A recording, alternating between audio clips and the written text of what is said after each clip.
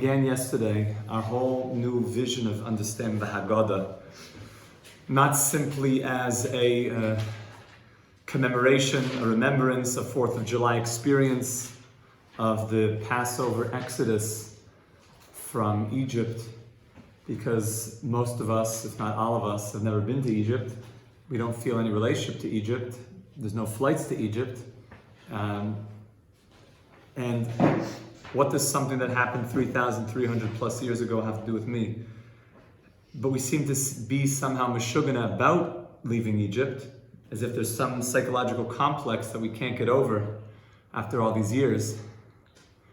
So what's really going on? And this is the one thing that almost every single person has, no matter what your affiliation is. Everybody had some type of a Passover experience, Passover Seder.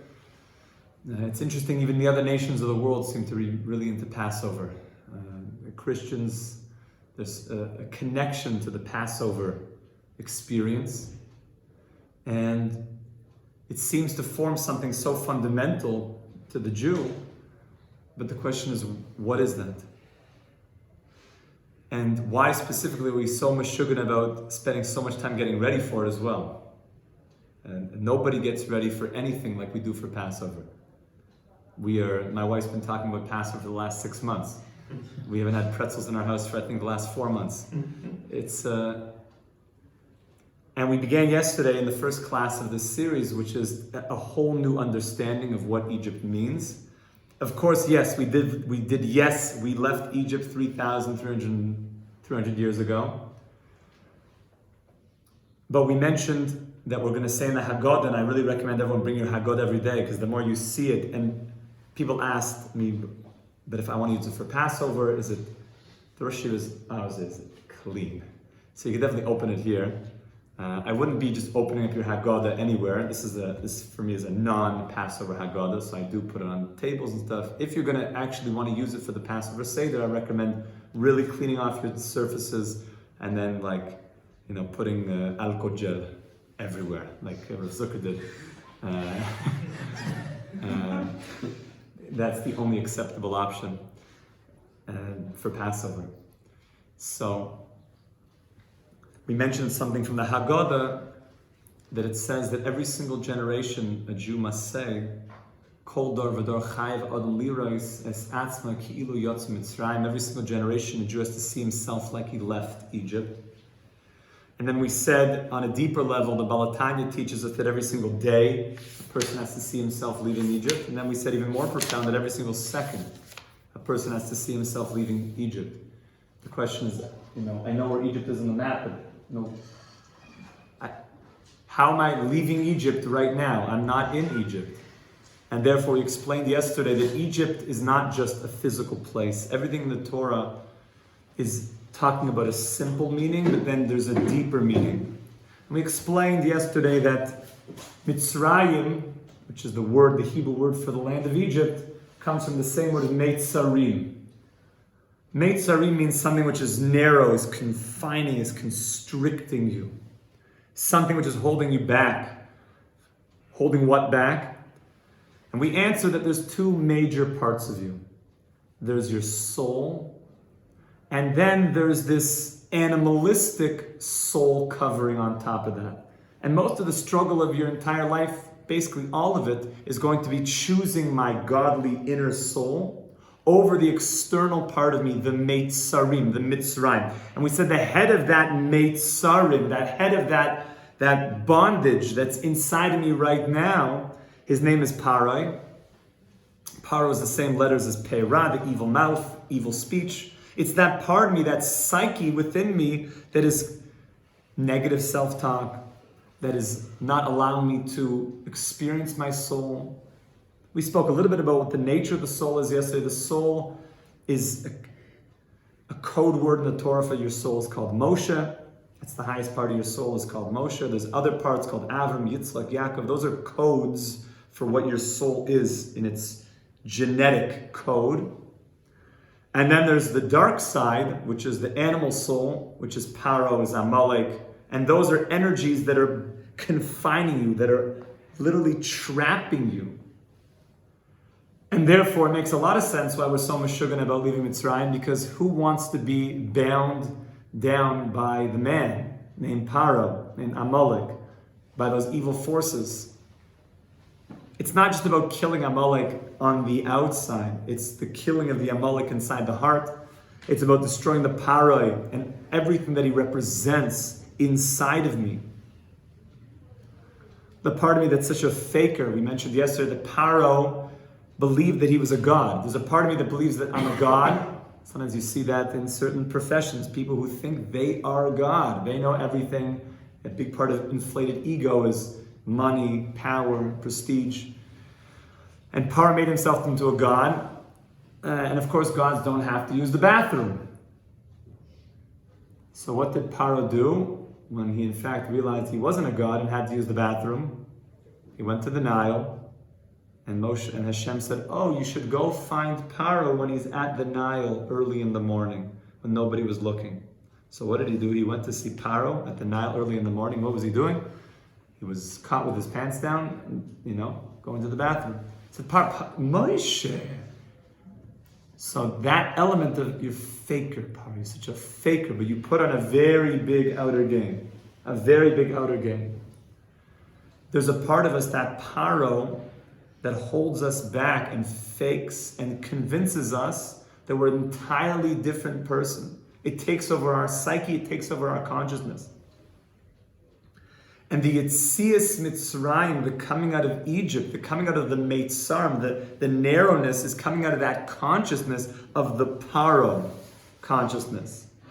And Paro consciousness, Paro had a great Zaidi. Do you know what his name was?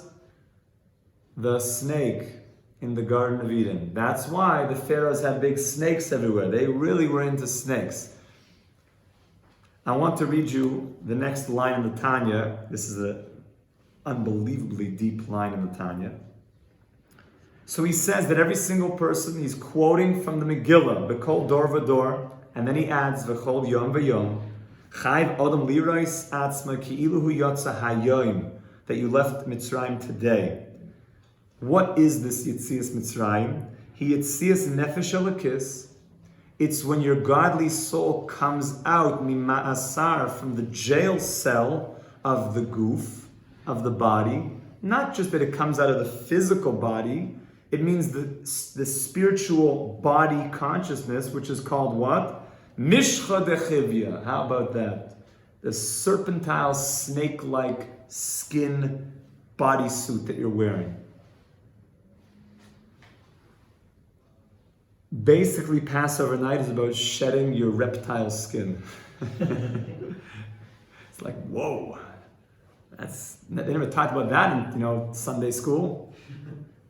But that's what it is that there's a reptilian consciousness. Of course, everything, the snake in Gan Eden, we're talking about the snake in the Garden of Eden and everything that he was all about, which is what everything that Paro was all about. It's the same thing.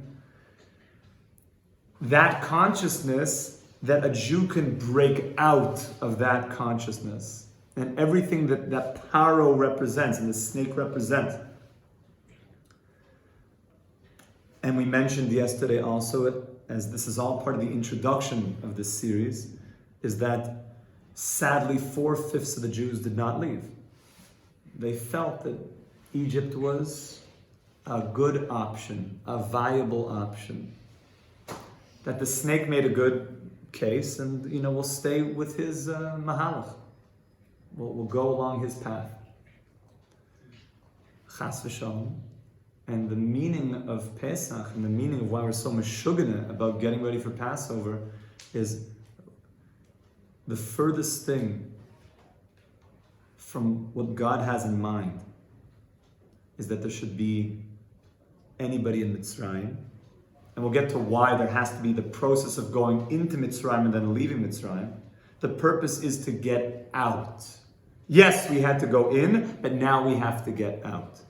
It's about getting out of Egypt. And not getting out, like I heard from one of my great rabbis, Rabbi Dov Ber Cohen, that there's two types of freedom that people talk about. Freedom from and freedom to. Freedom from is, we're out of Egypt! Yeah, okay. We're out of the bondage of Europe. Here we are, the land of Israel. We're free from the pogroms of Egypt. Why? To make Dizengoff Square, nightclubs, disco with the little paddle ball on the beach, like good Israelis. I'm sure that's the reason why we got the land of Israel, right? Just to hang out in discos in Tel Aviv. For sure that's the reason, right? To party. To party. The reason why we came back to land is to have a party nation to call our own. You think that's the reason why we came back here? You think the reason why we came out of Egypt? At least we're not slaves to Paro anymore. Let's just do whatever we want. That's called freedom from. At least we're not slaves to Paro. But the joke's on those people because that was never a real Yitzhak. Paro stayed with you. Freedom too means we left Mitzrayim to get to Har Sinai.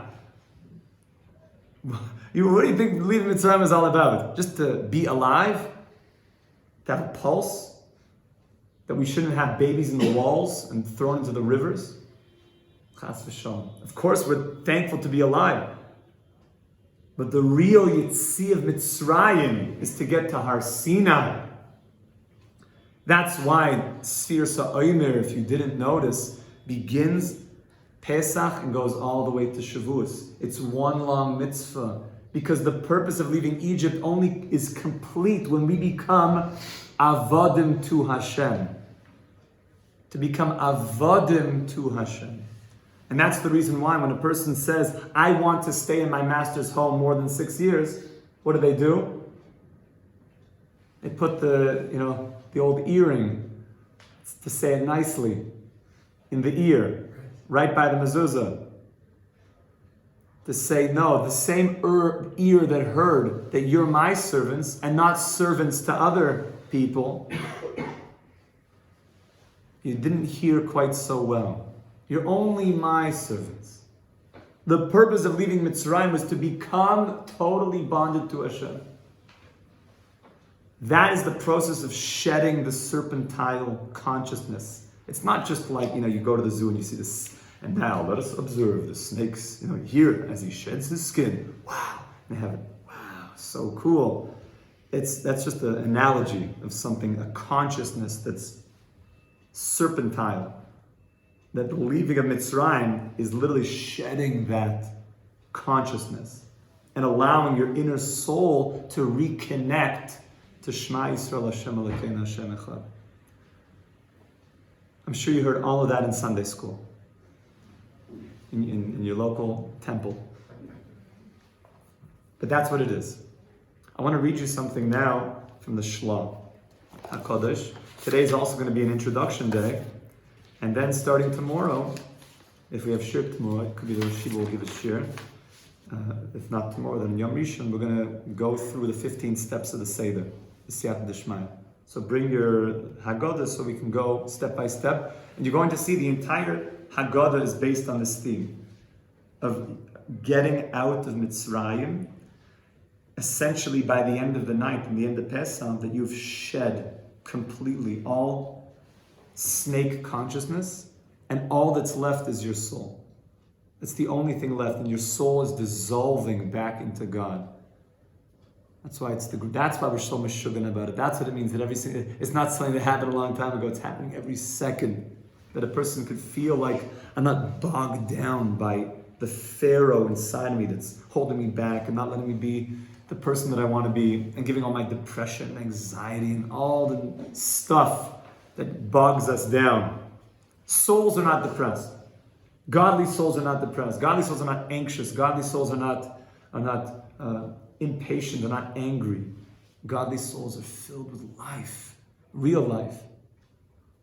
The Pharaoh is the energy that the Mesilas Yesharim says a very interesting thing, that one of the approaches of Pharaoh, and the more you understand about Paro, you look at the verses, the more you learn now with this new model. Pharaoh represents the animal serpentile consciousness around your godly soul. Moshe and Aaron and all the tzaddikim represent the different qualities of your soul, your godly soul. And that interplay between the two.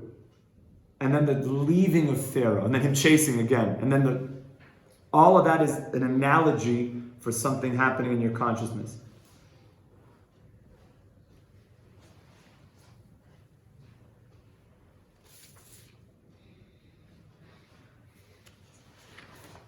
And this theme, as we're going to see, runs the entire Pesach, the entire Haggadah, and is really the goal of what we want to achieve, of reconnecting 100% with our godly soul and not through the consciousness of Parah.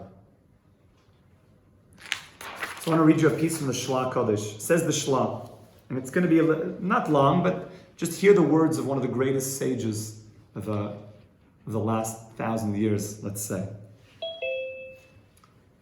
Baruch haba Sasha. Says the Shla Kodesh in Meseches Pesachim, Perek Ner Mitzvah, Koyach. Yilbash malbushav hanekim amechubodim. Passover night, everybody knows you get dressed very nice. K'dei lekabel simchas haregel b'simcha b'sasoim, to really get ready for this great night. Mehuder mesulsul v'chein no loy lasois lahachzik toiva v'chinas lemisha asa laviseinu v'lanu kol anisim v'niflois mitzrayim, that we can say thank you to the one that did all the miracles to take us out of Egypt. Now you know, it doesn't mean then, it means now. The miracles that will take me out of the snake's conscious, his grips. And you took me out of being a slave to my snake personality into now a Yid who's dedicated to only you, Hashem. We have to show this. And have simcha, and we know, we saw from the Ramchal, that every year, the Jewish year is like a spiral. Every year, the same energy that was flowing down during those days comes down again in even more potent degree. Every year, on the 15th of Nisan, a stronger light of leaving Egypt comes. Stronger and stronger and stronger. And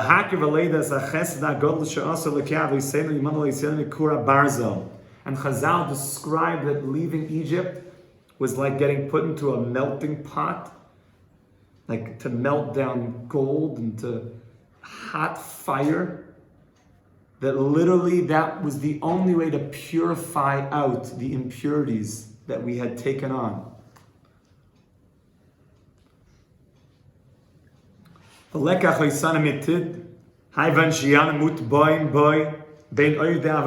also described like we were sunk into like a mud or a cement, that we were drowning in quicksand. We were drowning from that consciousness, and God came in and pulled us out by our payas. Even if you don't think you have them, Hashem will find them, don't worry. We almost forgot everything. It said if one more second we would have been there, all would have been lost. The last second where everything would have been done, Hashem comes and He pulls us out of Mitzrayim. That's why everything is so fast. Everything about Pesach is fast. We have to go now. One more second on the snake and it's over. He pulls us out at that last second. When Hashem made us into an Am Segula, He showed us our soul in the biggest way possible. It was like a birth. The leaving of Egypt is described like a woman giving birth and a nation being born. And Hashem, it was all to give us your Torah. Ashra am shekach alay ashra am Hashem aleikav lamihu asher yavan ezois v'lo yeda v'yishka lodan akom k'fi yachad v'asagasa melei v'nefesh chafetza. This should be the biggest night of the year. V'alkein ha'toiv asher asa l'Yisrael amoy v'yasa mitzvah l'shma b'dash leim v'kavan ru'uya, to do this in the best possible way. Not that I just show up to Passover night like, okay, I'm here, give me the Maxwell House coffee, Haggadah, like, when are we eating? This is the biggest night of the year where you can leave Pharaoh and you could see your neshama in the biggest way possible in order to take you now to be an Am Segula, to have the Torah. Be a snagu, or God forbid, just to stay to one of the 4/5 chas v'shalom. And how should it look? You and your wife should be like a king and a queen. Mamish, a king and a queen. There's many opinions that everybody's leaning, even the women. Isha Chashuva. Every single woman is Isha Chashuva on the night of Pesach. And the children look like princes and princesses. Doesn't mean that you dress up, let's play dress up. It means your soul is a prince and a princess. Your soul is a king and a queen. Paro is the false king, like we learned in the Me'avedes Bas Melech, the lost princess. That's the king of the no good one, that all the time is making bad things. Your soul is the true noble king, as King David, as Moshe Rabbeinu. V'yachinu klei kes v'zon. That's why on Passover night you bring out your nicest vessels. Gold, silver, platinum, I don't know, whatever you got. The nicest stuff. Palladium. Fanciest metals, the fanciest crystal, diamonds, everything. Which is also hinting to all of the godliness we took out. Like we mentioned yesterday, big day meshi, v'rikma, mikol ma, shechanu, Hashem is bo. Whatever you have, you put it on the table nicer than Shabbos. V'akol kadei lahares, l'kol simchas libay. The kedushas halayla, hazu, v'kol adinim. It's so great. Al kein roy la'odin liyaz nizar. There's such a thing, says the Shla, that people shouldn't even say one word that's not a holy word on Passover night. Because where do the unholy words come from? From the snake, from Paro. It's not even what am I talking about? The news? I'm going to talk about, like, I don't know, some shagets throwing a ball around the air on Passover night. Leila Seder. I can talk about a stock on Passover night. Paro is gone. It's only your neshama is left. So there's such a thing of no sichos chulin. And to tell your family members that. Not intense, like, we're only going to say Torah. But is there anything else to talk about? Everything gets infused because it's from the neshama now. And all the mitzvahs, the night is all pirsumei nisa. Lefarsam lebnei beis. So the whole night, all you do is you talk about that God took us out of Mitzrayim. We're no longer there. And he says, and if Hashem has given you a little bit of something in your kazayis moyach to know Kabbalah, get involved that night. It's a good thing. And he says, when you have mitzvahs that come one time a year, you're not going to like. And that's it. Seder night's over.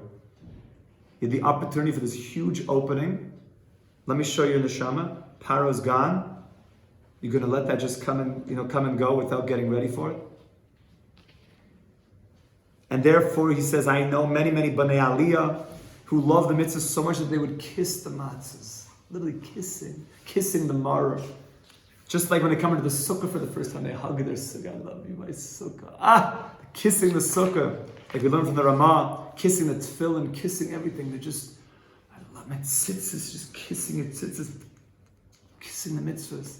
Like they're putting the Havdalah everywhere, right? I one time saw a chassid took the whole of I'll have this jig, splash the cup. I don't recommend, don't try that at home, but it was a good moment. Like, just you just get so into the mitzvah. It's so beautiful to you. Not Paro. Paro looks beautiful on the outside. That's all Rabbi Nachman's first Torah Aleph. But the Chaim and Chashivas they took to the other side. That's why Hollywood looks so good. But the dark, the nothing. There's nothing there. You look just past the surface, it's dead. It's dead and it's sad. But on the outside, they've got all the flash and the glitter. What is that place? They have all the stars, Star Lane with all the signatures. Wow, one day I could go there. Everyone's in their Ferraris. It's nothing. It's nothing. But on the surface, it looks good. But on Passover night, you see the greatest beauty. You see there's nothing more beautiful than a neshama, than a soul that has left Mitzrayim, has left Paro entirely.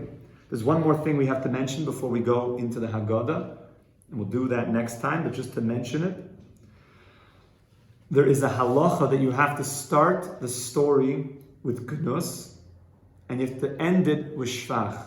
You have to start the story of the Haggadah in a very lowly way, and you have to end in an exalted way. Now, that's interesting. Why don't I just say, you took us out of Mitzrayim? Why do I have to say, we were in Mitzrayim, it wasn't good, we were basically like a Nazi death camp in there, it was not nice. Or, according to one opinion, we have to mention that our forefathers worshipped idols. Why do you have to talk about that? Why do you need the contrast I'll let you guys think about that. To be continued. Yeshua Koyach. Have a wonderful day. Kol Tov.